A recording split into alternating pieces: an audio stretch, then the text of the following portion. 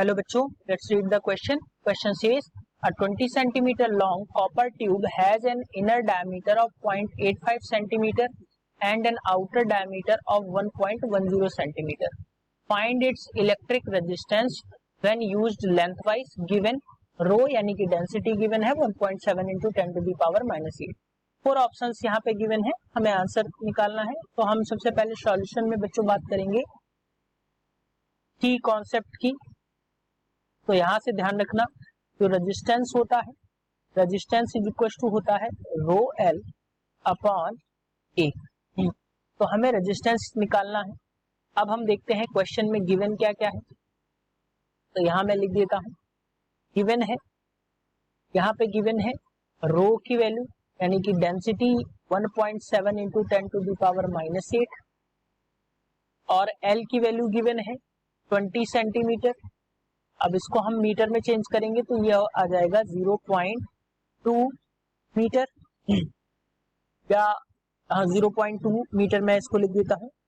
और जो एरिया है, तो एरिया अगर हम क्रॉस सेक्शन एरिया की बात करें तो अगर कुछ इस तरीके से ट्यूब है, ठीक, कुछ इस तरीके से ट्यूब है, मैं इसके क्रॉस सेक्शन की बात कर रहा हूं जिसकी ये रेडियस, अगर मैं इस रेडियस की बात करूं तो ये रेडियस मैं मान लेता हूं R1 और इनर रेडियस की अगर मैं बात करूं तो ये हो जाएगी R1. तो ये जो एरिया होगा ये क्या हो जाएगा पाई R2 स्क्वायर,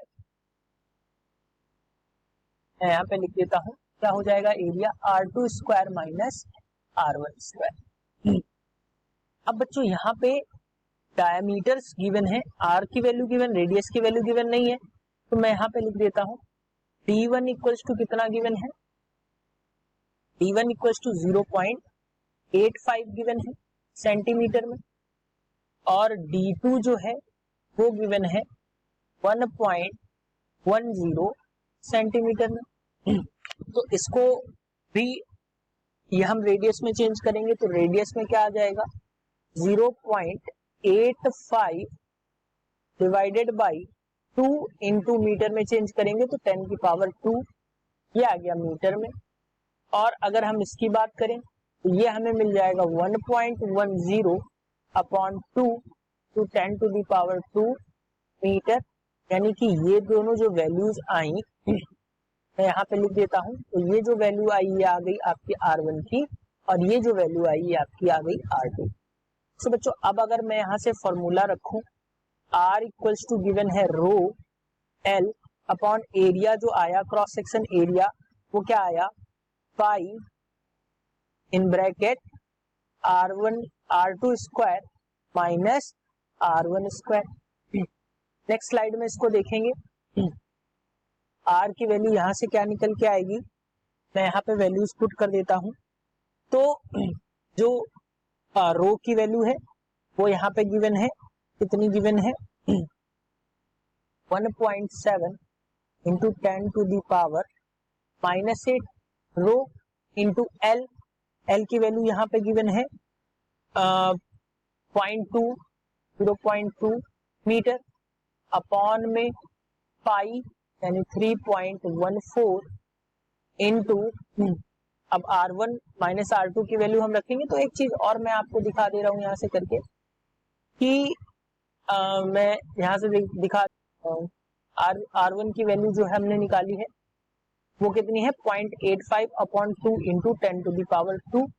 तो मैं यहाँ पे रखूंगा जो वैल्यूज आई हैं वो मैं यहाँ पे रखूंगा 1.10 upon 2 into 10 to the power 2 और इसका करूंगा मैं स्क्वायर